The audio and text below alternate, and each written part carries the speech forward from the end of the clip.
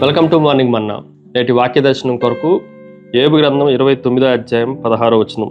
దరిద్రులకు తండ్రిగా ఉంటిని, ఎరుగని వారి వేద్యమును నేను శ్రద్ధగా విచారించి తిని.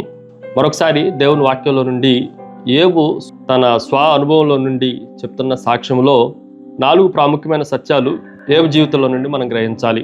యోబు ఎలాంటి వాడో, దేవుడు యోబుని ఆశీర్వదించడానికి యోబులో దాగి ఉన్న గుణగణాలు ఎలాంటివో 4 ప్రాముఖ్యమైన సత్యాలు ఈ ఉదయకాల సమయంలో మనం ఆలోచన చేయాలి. Number 1, it is a mercy. ఆయన దయగలిగిన వాడు, కరుణ కలిగిన వాడు. ఈ మాటను మనం జాగ్రత్తగా ఆలోచన చేస్తే, దరిద్రులకు తండ్రిగా ఉంటిని. దరిద్రుల పట్ల ఆయన దయగలిగిన వాడు, కరుణ కలిగిన వాడు. ఈ రోజుల్లో చాలామంది ఉన్నవాడి పక్షంగా నిలబడతాం కానీ దరిద్రుల పక్షంగా నిలబడటానికి ఇష్టపడం. కానీ యోబుని జాగ్రత్తగా ఆలోచన చేస్తే దరిద్రుల పక్షముగా ఆయన దయ చూపించేవాడుగా, కరుణ చూపించేవాడుగా ఉన్నాడు.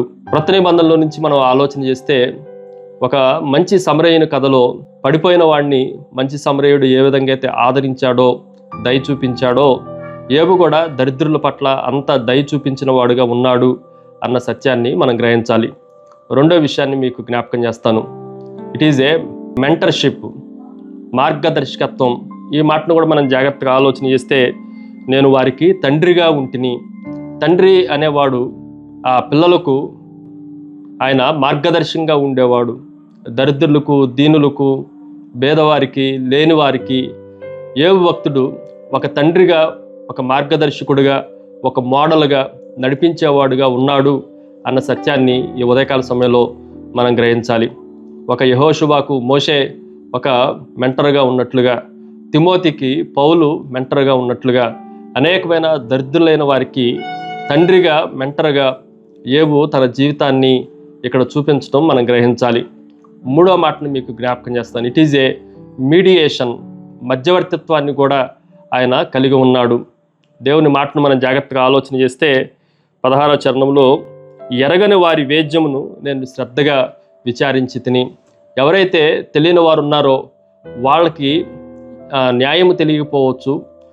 ఎవరైతే న్యాయము పొందటానికి కూడా అవకాశం లేని వారో, ఎవరైతే వాయిస్లెస్ పీపుల్ ఉన్నారో, వారి స్వరమును బయటికి వినిపించలేనో, వారి పక్షముగా, వారి కొరకు న్యాయమును విచారించేవాడుగా, వేద్యమాడేవాడుగా యోబుని గురించి మనం ఆలోచన చేయొచ్చు.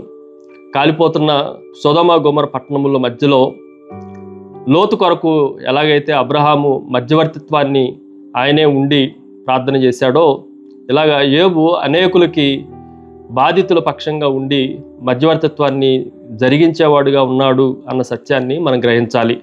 4వ విషయాన్ని మీకు జ్ఞాపకం చేస్తాను. It is a machine.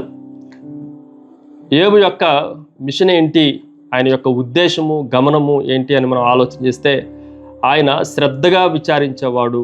అందులో నీతి, న్యాయము ఉన్నాయి. ఆయన విచారణ చేయటము, ఆయన న్యాయం పక్షంగా ఉండటానికి ఆయన ఎలాంటి వాడు అని అంటే ఆ పై వచనాలు రాయబడతా ఉంది. న్యాయమును తలపాగగా కట్టుకున్నవాడు, ఆయన సత్యమైన తీర్పును తీర్చేవాడు. కాబట్టి ఆయన ప్రతిదీ న్యాయముతో, సత్యముతో, యథార్థతతో ఉన్నవాడు. అదే ఆయన మిషన్ అన్న సత్యాన్ని మనం గ్రహించాలి. ప్రార్థన. సకలాశీర్వాదములకు కారణభూతుడు తండ్రి, మేము కూడా యోబులాగా తండ్రి నీకు ఆమోదయోగ్యంగా ఉండటానికి మమ్మల్ని సిద్ధపరచమని యేసు నామమున అడిగి వేడుకుంటున్నాం తండ్రి. ఆమెన్. God bless you.